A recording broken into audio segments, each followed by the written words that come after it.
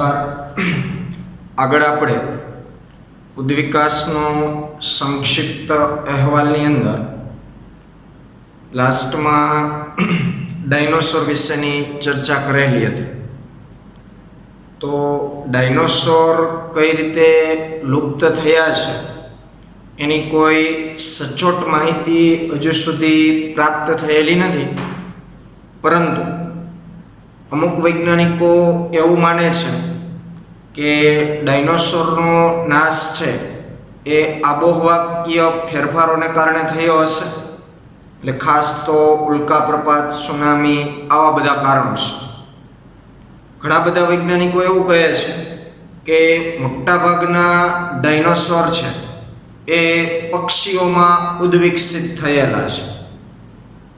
તો સત્યતા એટલે કે ડાયનોસોર કઈ રીતે નાશ પામ્યા એ બાબત આ બંને વચ્ચે આપણે વિચારવાની છે કે એક બાજુ આબોહવાકીય ફેરફારો અને એક બાજુ પક્ષીમાં ઉદ્વિકાસ. તો એ બંને વચ્ચેનું કોઈ કારણ હશે જેનાથી ડાયનોસોર છે એ નાશ પામેલા છે, લુપ્ત થયેલા છે. તેના પછી આગળ પેરેગ્રાફમાં આપણે ચર્ચા કરીએ તો પહેલા જે સસ્તન વર્ગના પ્રાણીઓ હતા, એટલે કે છછુંદર, જે આપણે બધાએ જોયું હોય, તો પહેલા સસ્તનો છે એ છછુંદર જેવા હતા અને તેમના અસ્મિઓ છે એ નાના કદના હતા. એટલે આપણે આ બહુ પહેલાની વાત કરીએ છીએ, આપણા ઉદ્ભવ પહેલા. તો ત્યારે જે સસ્તન વર્ગના શરૂઆતના જે પ્રાણીઓ હશે કે જે સરીસૃપ, પક્ષીઓ અને ત્યાર પછી નિર્માણ પામેલા હશે, તો એકદમ નાના કદના સસ્તન વર્ગના પ્રાણીઓ જોવા મળતા. સસ્તનો છે એ અપત્યપ્રસવી હતા. બે પ્રકારના પ્રાણીઓ હોય, અંડપ્રસવી અને અપત્યપ્રસવી. તો અંડપ્રસવી પ્રાણીઓ એટલે કે જે એગ આપનાર, ઈંડા આપનાર જે સજીવો હશે એ, અને અપત્યપ્રસવી પ્રાણીઓ એટલે જે શિશુ એટલે કે બચ્ચાને જન્મ આપતા હોય એવા પ્રાણી. તો સસ્તન વર્ગના જે પ્રાણીઓ છે એ બધા જ અપત્યપ્રસવી પ્રાણીઓ છે અને તેમના ન જન્મેલા બાળક કે જે માતાના ઉદરની અંદર ગર્ભમાં જે બાળક હશે, એટલે કે એમનું જે બચ્ચું હશે, તો હજુ એનો જન્મ નથી થયેલો એ પહેલાની આપણે વાત કરીએ છીએ. તો ન જન્મેલા જે બાળ છે એને માતાના શરીરની અંદર એ સુરક્ષિત રાખતા હતા, કારણ કે અંડપ્રસવી જે પ્રાણીઓ હશે એગ આપનાર, તો એ એમના એગ છે એ જ્યારે મુક્ત કરશે ત્યાર પછી માતાના શરીરની બહાર જ બચ્ચાનો વિકાસ થવાનો છે એગની અંદર. જ્યારે અપત્યપ્રસવી પ્રાણીઓની અંદર એમના ગર્ભનો કે શિશુનો પૂરેપૂરો વિકાસ છે એ માતાના શરીરની અંદર થતો હોય છે. તો એના કારણે સસ્તન વર્ગના પ્રાણીઓ છે એમના બાળકને પૂરેપૂરું રક્ષણ આપી શકે છે. જ્યારે અંડપ્રસવી પ્રાણીઓ હશે તો એમના એગ અન્ય કોઈ સજીવો દ્વારા શિકાર થઈ જવાની સંભાવનાઓ રહેતી હોય છે, અથવા અન્ય કોઈ પરિસ્થિતિના કારણે એગનો નાશ થઈ શકતો હોય. તો અંડપ્રસવી પ્રાણીઓ એટલું પૂરતું રક્ષણ આપી શકતા નથી. પરંતુ અપત્યપ્રસવી જે પ્રાણીઓ હશે તો એમના જે બાળક છે, જે ગર્ભ છે, એ માતાના શરીરની અંદર જ સુરક્ષિત રીતે વિકસિત થશે. તો એમની સુરક્ષા છે એ પૂરેપૂરી અપત્યપ્રસવી પ્રાણીઓ કરી શકશે.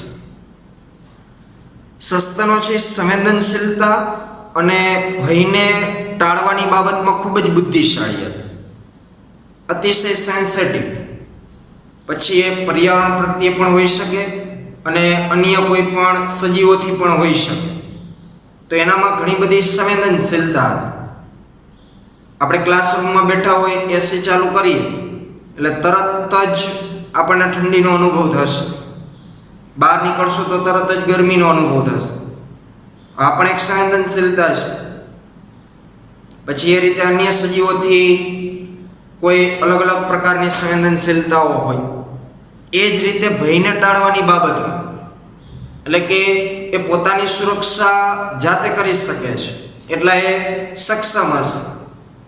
અન્ય સજીવોથી એ ડરે નહીં, એ મુજબ પણ એ સક્ષમ હતા. જ્યારે સરીસૃપો ઓછા થયા પૃથ્વી ઉપર, હજુ આપણે તો હજુ જન્મ લીધો જ નથી મનુષ્ય, એ પહેલાની જ આ બધી ચર્ચાઓ છે. તો જ્યારે સરીસૃપોનું પ્રભુત્વ પૃથ્વી ઉપર હતું, એ સમયે સસ્તનોની સંખ્યા ઓછી હતી. એનું કારણ એ છે કે સરીસૃપો છે એ મોટા કદના હતા એ સમયે, જ્યારે સસ્તન વર્ગના પ્રાણીઓ છે એ નાના કદના હતા. પરંતુ દિવસે ને દિવસે જેમ જેમ સરીસૃપો પ્રાણીઓ છે ઓછા થતા ગયા, ત્યારે સસ્તનોએ છે પૃથ્વી ઉપર પોતાનો કબજો જમાવ્યો. કારણ કે હવે સરીસૃપો ઘટી ગયા છે મોટા કદના, તો તેનાથી સસ્તન વર્ગના પ્રાણીઓને કોઈ હવે ભય નથી. સસ્તન વર્ગના પ્રાણીઓને હવે એ પ્રાણીઓથી બીવાની કોઈ જરૂર નથી, કારણ કે એમની સંખ્યા ઘટી ગઈ છે. અને આ બાજુ સસ્તન વર્ગના પ્રાણીઓની સંખ્યા ધીમે ધીમે વધવા લઈ. એમ કરતા કરતા સમયાંતરે પૃથ્વી ઉપર સસ્તન વર્ગના સજીવોની સંખ્યા વધતી ગઈ. અને સસ્તન વર્ગના સજીવો એવા છે કે અત્ર તત્ર સર્વત્ર આખી પૃથ્વી ઉપર કોઈ પણ ક્ષેત્રમાં જોવા મળશે. એનું એક ઉદાહરણ આપ્યું છે કે દક્ષિણ અમેરિકા સસ્તનો જેવા કે ઘોડા, હિપોપોટેમસ, રીંછ, સસલા વગેરેને મળતા સસ્તનો જોવા મળતા હતા એ સમયગાળા દરમિયાન. અત્યારે હાલ વર્તમાન જે ઘોડા, હિપોપોટેમસ, રીંછ, સસલા જે સસ્તન વર્ગના પ્રાણીઓ છે, આવા જ પ્રાણીઓ એ સમયે દક્ષિણ અમેરિકાની અંદર જોવા મળતા હતા. ખંડીય વિચલનના કારણે દક્ષિણ અમેરિકા ઉત્તર અમેરિકા સાથે જોડાય. જોજો એ લાઈન ખાસ સમજો. કોના કારણે? ખંડીય વિચલનને કારણે દક્ષિણ અમેરિકા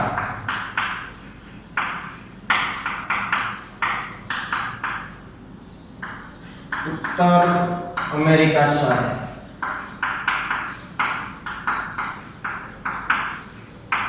જોડાય. હવે અહીં ખંડીય વિચલન જે શબ્દ વાપર્યો છે એને આપણે ખાસ ધ્યાનમાં લઈએ.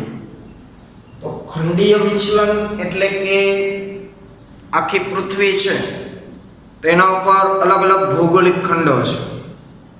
જેમ કે ભારતની જે ખંડ છે તો એને આપણે એશિયા ખંડ તરીકે ઓળખીએ છીએ. પછી એશિયા ખંડની અંદર પણ અલગ અલગ ઘણા બધા દેશો છે. એવી રીતના આફ્રિકા ખંડ, ઓસ્ટ્રેલિયા ખંડ. તો આ જે અલગ અલગ ખંડ છે એ જ રીતે અમેરિકા જે દેશ છે તો એમાં એક દક્ષિણ અમેરિકા, એક ઉત્તર અમેરિકા. તો શરૂઆતના સમયમાં બંને ક્ષેત્ર જુદા જુદા છે. દક્ષિણ અમેરિકામાં રહેતા સજીવો અલગ છે, ઉત્તર અમેરિકામાં રહેતા સજીવો અલગ છે. પરંતુ ધીમે ધીમે દક્ષિણ અમેરિકામાંથી સજીવો છે એ ઉત્તર અમેરિકાની અંદર પણ વિચલિત થવા લાગ્યા, હરવા ફરવા લાગ્યા. આ રીતે બંનેનું જોડાણ થયું છે. બંનેને ફેવિકથી કે ફેવિકોલથી નથી જોડ્યા. એક બાજુ દક્ષિણ અમેરિકા છે, એક બાજુ ઉત્તર અમેરિકા છે. પરંતુ દક્ષિણ અમેરિકાના સજીવો ધીમે ધીમે પોતાના રહેણાંક વિસ્તારો વધારતા ગયા. એમ કરતા કરતા એ ઉત્તર અમેરિકામાં પણ રહેવા લાગ્યા. આ રીતે બંનેનું જોડાણ થયું. તો આને આપણે ખંડીય વિચલન કહેશું. તો જોડાયું ત્યારે આ પ્રાણીઓ ઉત્તર અમેરિકાના પ્રાણીઓ દ્વારા છવાઈ ગયા. સમાન ખંડીય વિચલનને કારણે જ ઓસ્ટ્રેલિયામાં કોથળીધારી સસ્તનો ટકી રહ્યા છે. કારણ કે તેમને અન્ય સસ્તનોથી સ્પર્ધા કરવી પડી નહીં. આવું નવું જ એક ઉદાહરણ આપણે ઓસ્ટ્રેલિયાનું પણ લઈ શકીએ.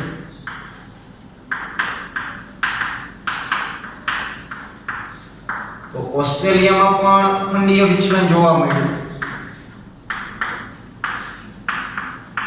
તો આખો જે ઓસ્ટ્રેલિયા ખંડ હશે, આ ઓસ્ટ્રેલિયા ખંડની અંદર આગળ પણ આપણે એની ચર્ચા થઈ ગઈ છે અનુકૂલિત પ્રસરણ સમય, કે ઓસ્ટ્રેલિયન જે માર્સુપિયલ્સ છે, એટલે કે કોથળીધારી જે સસ્તન, તો આ કોથળીધારી સસ્તનો છે એ ઓસ્ટ્રેલિયાની અંદર જુદા જુદા ક્ષેત્રમાં કોથળીધારી સસ્તન એ ઓસ્ટ્રેલિયાની અંદર, ઓસ્ટ્રેલિયા બહુ મોટો એવો ખંડ છે, ભલે આમ આપણે ઓસ્ટ્રેલિયા એક કન્ટ્રીના નામથી જાણતા હોય, પણ ઓસ્ટ્રેલિયા જેમ એશિયા ખંડ છે એમાં કોઈ ઓસ્ટ્રેલિયા ખંડ છે, આફ્રિકા ખંડ છે, એની અંદર પણ જુદા જુદા નાના નાના દેશો જોવા મળતા હોય છે. તો આ ઓસ્ટ્રેલિયા જે ખંડ છે એ ખંડની અંદર આ કોથળીધારી સસ્તનોનું પ્રભુત્વ વધારે રહ્યું છે, હાલની તારીખમાં પણ છે. ત્યાં માર્સુપિયલ્સની સંખ્યા વધારે છે. શું કામ? તો આ બધા સજીવો આખા ઓસ્ટ્રેલિયા ખંડની અંદર જુદા જુદા ક્ષેત્રોમાં પથરાઈ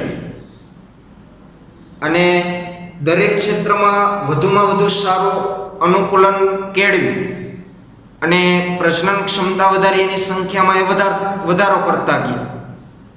તો અન્ય જે જરાયુજ સસ્તનો હતા, સામાન્ય બીજા જે સસ્તનો કે જે માર્સુપિયલ્સ નથી, આવા સસ્તનો એની સામે સ્પર્ધામાં ઉતરી જ નથી શકતા.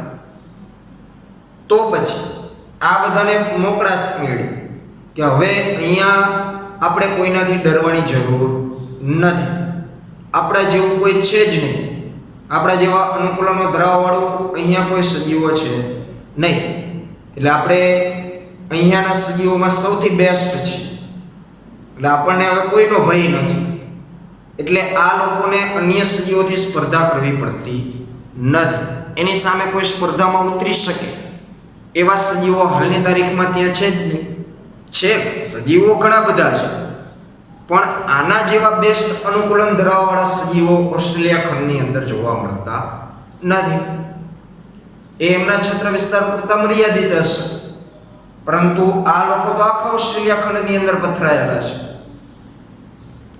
આગળ વાત કરીએ તો આપણે એ ભૂલી ન શકીએ કે કેટલાક સસ્તન સંપૂર્ણ રીતે પાણીમાં પણ જીવે છે, એટલે કે જલીય અનુકૂલન કેળવતા પણ સસ્તન વર્ગના પ્રાણીઓ છે, જેમ કે વ્હેલ, ડોલ્ફિન, સીલ, દરિયાઈ ગાય, આ બધા એમના ઉદાહરણો છે. તો આ બધા સસ્તન વર્ગના પ્રાણીઓ છે, પરંતુ જલીય જીવનને અનુકૂલિત થયેલા છે, એટલે પાણીની અંદર રહે છે. ઘોડા, હાથી, શ્વાનનો ઉદ્વિકાસ એ ઉદ્વિકાસની એક વિશિષ્ટ કથા છે. દરેક સજીવનો ઉદ્વિકાસ એક ક્રમિક રીતે થયેલો છે. તો સસ્તન વર્ગના જેટલા પ્રાણીઓ આપણે જાણીએ છીએ, આ બધાનો ઉદ્વિકાસ એક રોચક કથા છે, પણ બધા વિશે આપણે જાણવા જઈએ તો આપણી જિંદગી ટૂંકી પડે. તમે તેનો અભ્યાસ આગળ ઉચ્ચ વર્ગોમાં કરશો, એટલે કે 12 સાયન્સ પૂરું કરીને તમે ઇવોલ્યુશનની અંદર જો આગળ અભ્યાસ કરશો તો, અથવા તો બીએસસી એમએસસીની અંદર પણ એ બધી ચર્ચાઓ આવતી હોય છે. માનવની ભાષાકીય કુશળતા, હવે આપણે મનુષ્ય તરફ આગળ વધવાનું છે કે મનુષ્યનો ઉદ્વિકાસ કઈ રીતે થયેલો છે એની પણ આપણે અહીં ટૂંકમાં જ વાત કરેલી છે. કારણ કે બધું સમજવા જાય તો મેં કીધું એ પ્રમાણે આપણી જિંદગી છે એ આમની સામે ટૂંકી રહે છે. આપણે આપણી લાઈફ સાયકલ દરમિયાન કોઈ પણ સજીવનો ઉદ્વિકાસ છે સમજી શકતા નથી, કારણ કે લાખો કરોડો વર્ષોની ક્રિયાઓ છે. તો હવે માનવના ઉદ્વિકાસમાં જો આગળ આપણે ચર્ચા કરવા જઈએ તો માનવની જે ભાષાકીય કુશળતા, એટલે કે આખી પૃથ્વી ઉપર જુદી જુદી જગ્યાએ મનુષ્યો રહે છે, પરંતુ બધાની ભાષા પણ જુદી જુદી છે. તો આપણી જે આ બોલી ભાષાકીય જે કુશળતા છે એ અને સ્વચેતના, મનુષ્ય એક જ એવો સજીવ છે કે જે સ્વજાગૃત છે પોતાના આસપાસના પર્યાવરણથી. તો એ સ્વચેતનાને સાથે માનવ ઉદ્વિકાસની ગાથા પણ સૌથી રોચક છે. તો જીવંત સ્વરૂપોનો ઉદ્વિકાસ ભૂસ્તરીય માપદંડ પર તેમનો સમય કામચલાઉ રેખાચિત્રમાં દર્શાવેલ છે, જે આકૃતિ 7.9 અને 7.10 જે છે એની થોડીક આપણે ચર્ચા કરીએ.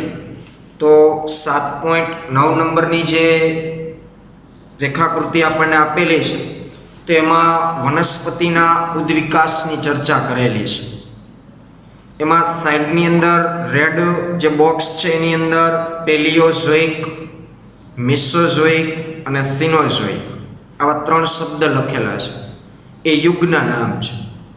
અને એ યુગની અંદર પાછા જે પેટા સમયગાળાઓ છે જેમ કે સિલ્યુરિયન, ડેવોનિયન, કાર્બોનિફેરસ, પર્મિયન, ટ્રાયાસિક, જુરાસિક, ક્રિટેશિયસ, ટર્ટરી, એમાં ટર્સરી લખ્યું હશે કદાચ જૂની ટેક્સ્ટ બુક હશે તો, પણ ટર્ટરી એટલે કે તૃતીયક અને ક્વાટરનરી એટલે કે ચતુર્થ.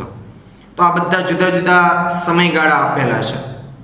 એ દરેક સમયગાળા દરમિયાન કેવા કેવા પ્રકારની વનસ્પતિઓ નિર્માણ પામેલી છે, ઉદ્વિકસિત થયેલી છે, એ આપણને એમના નામ સાથે આપેલું છે. તો સૌથી પહેલાં વાત કરીએ તો હરિતકણીય વનસ્પતિ પૂર્વજો, એટલે કે સૌ પ્રથમ પૃથ્વી ઉપર એવા કોષોનો જન્મ થયો કે જે ઓટો મુક્ત કરવાની ક્ષમતા ધરાવે છે અને હરિતકણ નામની અંગિકા ધરાવે છે. તો આ બધા કોષોને આપણે વનસ્પતિના પૂર્વજો તરીકે લઈ શકીએ. તો સૌથી પહેલાં આવા કોઈ પૂર્વજોનું નિર્માણ થયું હશે, પછી ધીમે ધીમે તેમાંથી આગળ વાહક પેશીદારી વનસ્પતિ પૂર્વજો નિર્માણ પામ્યા હશે. પરંતુ આ બંનેની વચ્ચે દ્વિઅંગી વનસ્પતિઓનો ઉદ્વિકાસ થયેલો છે. એ જ રીતે પછી આગળ વાહક પેશીદારી સમુદાય આવ્યો હશે, ત્રિઅંગી સમુદાય. એમ કરતાં કરતાં રહાનીય પ્રકારની જે વનસ્પતિઓ છે એ નિર્માણ પામી હશે. તો એ બંનેની વચ્ચે જોસ્ટેરોફાઇલમ, આ કંઈ આમ ખાસ યાદ રાખવાનું નથી પણ સમજવું જરૂરી છે. તો જોસ્ટેરોફાઇલમ જે છે એમાંથી આગળ પર્મિનિયન સમયગાળા દરમિયાન આર્બોરેસેન્ટ લાઇકોપોડ્સ પ્રકારની વનસ્પતિઓ અસ્તિત્વમાં આવી. એનાથી આગળ જુરાસિક સમયગાળા દરમિયાન હર્બેસિયસ લાઇકોપોડ્સ. પછી વાત કરીએ રહાનિયા પ્રકારથી આગળ સાયલોફાઇટોન. તો સાયલોફાઇટોનમાંથી જુદા જુદા સમયગાળા દરમિયાન જુદી જુદી વનસ્પતિઓ ઉદ્વિકસિત થઈ છે, જેમ કે સ્ફિનોપ્સિસ ક્રિટેશિયસ દરમિયાન, ત્રિઅંગી જુરાસિક દરમિયાન, ઝિંકોસ, પછી શંકુધારી વનસ્પતિઓ, પછી નિટેલ્સ, સાયકેટ્સ. આગળ આદિ અનાવૃત બીજધારી વનસ્પતિઓમાં બીજમય ત્રિઅંગી વનસ્પતિઓ, એમાંથી સાયકેટ્સ અને દ્વિદળી, અને આગળ આવૃત બીજધારી સપુષ્પી વનસ્પતિઓ, એકદળી અને દ્વિદળી. આ બધાનો ઉદ્વિકાસ થયેલો છે. 7.10 નંબરની જે આકૃતિ છે એમાં પ્રાણીઓનો ઉદ્વિકાસ, એમાં ખાસ સરીસૃપ કેટેગરીના પ્રાણીઓ આપણને સમજાવેલા છે. તો જે એમાં 350, 300 ને એવું જે લખેલું છે એ આપણે MYA એટલે કે મિલિયન યર યગો, એટલે કે આટલા મિલિયન વર્ષ પહેલાં એ આપણે લેવાનું છે. તો એમાં પણ જુદા જુદા સમયગાળા છે: કાર્બોનિફેરસ, પર્મિયન, ટ્રાયાસિક, જુરાસિક, ક્રિટેશિયસ, ક્વાટરનરી, ટર્ટરી. તો સૌથી પહેલાં પૂર્વ સરીસૃપો કે જે હાલમાં લુપ્ત થઈ ગયા છે, કે જે 350 મિલિયન વર્ષ પહેલાં અસ્તિત્વ ધરાવતા હતા. એમાંથી આગળ સિનેપ્સિડ અને સોરોપ્સિડ. પછી સિનેપ્સિડમાંથી આગળ છે એ પેલિકોસોરસ કે જે પણ લુપ્ત થઈ ગયા છે. એમાંથી આગળ થેરાપ્સિડ અને ત્યાંથી આગળ સસ્તન વર્ગના પ્રાણીઓ. એમાં જે લાઇનિંગો બતાવી છે એ પ્રમાણે જોતા જજો. સોરોપ્સિડ છે તો એમાંથી થિકોડોન એ પણ લુપ્ત થઈ ગયા છે. એમાંથી જ ડાયનોસોર અસ્તિત્વમાં આવ્યા છે. અને ઉપર જે બતાવ્યા છે જે વર્તમાન સમયના સરીસૃપ પ્રાણીઓ છે, કાચબો, ગરોળી, સાપ, ટાવટારા, મગર, પક્ષી અને સસ્તન. પક્ષી અને સસ્તન એ સરીસૃપ પછીના વર્ગો છે. તો આ રીતે કંઈક ઉદ્વિકાસજી જોવા મળે છે. આગળ હવે આપણે વાત કરીએ માનવની ઉત્પત્તિ અને ઉદ્વિકાસ. તો એ માનવ કઈ રીતે સર્જાયેલો છે એ સમજતા પહેલા પૃષ્ઠવંશી જે સજીવો છે કે જેની અંદર ખાસ જે આ મુખ્ય 4 વર્ગ ઉભયજીવી, સરીસૃપ, પક્ષી અને સસ્તન આ કઈ રીતે નિર્માણ પામેલા છે એનો એક આપણે ચાર્ટ છે એ સમજી લઈએ કે જે આપણને માનવની ઉત્પત્તિ સમજાવવામાં છે મદદરૂપ થશે. એ ચાર્ટ ટેક્સ્ટ બુકની અંદર આપેલ નથી એટલે ખાસ વ્યવસ્થિત બધા છે આપણે નોટ કરી લેશું. તો માનવની ઉત્પત્તિનો ચાર્ટ આપણે સમજીએ.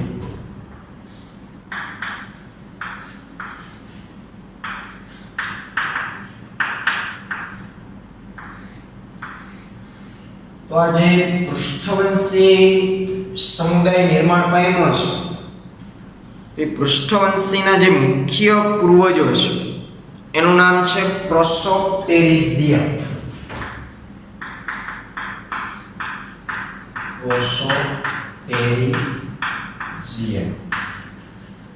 આ એક મત્સ્ય સ્વરૂપ હતું. ખાસ નામ યાદ રાખજો, પ્રોસોપ્ટેરિઝિયન. આ પ્રોસોપ્ટેરિઝિયન છે એક મત્સ્ય સ્વરૂપ હતું.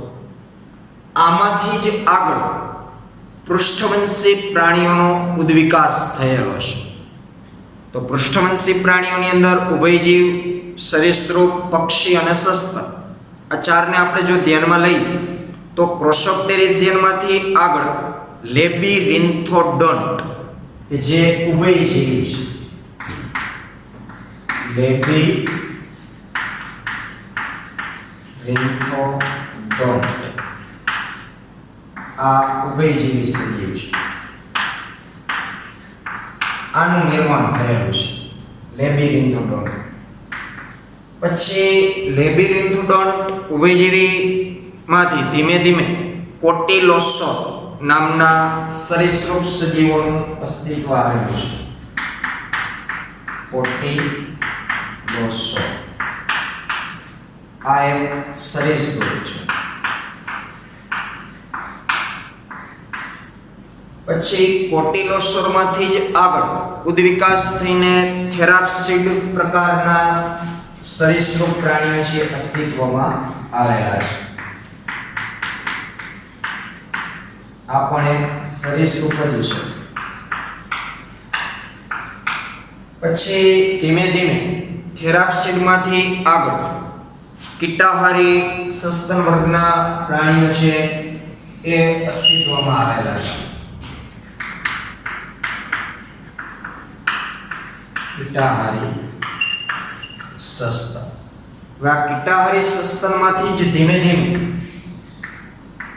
પ્રાઇમેટ સસ્તનો અસ્તિત્વમાં આવેલા છે. પ્રાઇમેટ એટલે ઉચ્ચ કક્ષાના સજીવ. તો આ જે પ્રાઇમેટ ઉચ્ચ કક્ષાના જે સસ્તન વર્ગના સજીવો હતા એમાંથી અલગ હવે 2 પ્રકારના સસ્તનોનું નિર્માણ થયેલું છે. એક પ્રોસિમિન્સ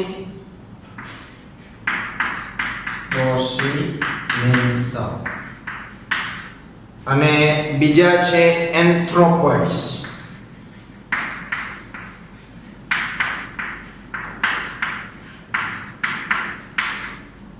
પ્રોસિમિન્સ પ્રકારના જે સસ્તન સજીવો છે તો એની અંદર ત્રિસૃપ, લેમુર આ બધાનો સમાવેશ થાય. ત્રિસૃપ, લેમુર અને લોરિસ.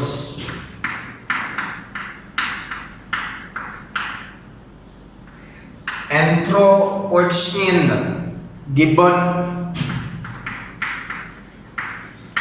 ઓરાંગુટાન,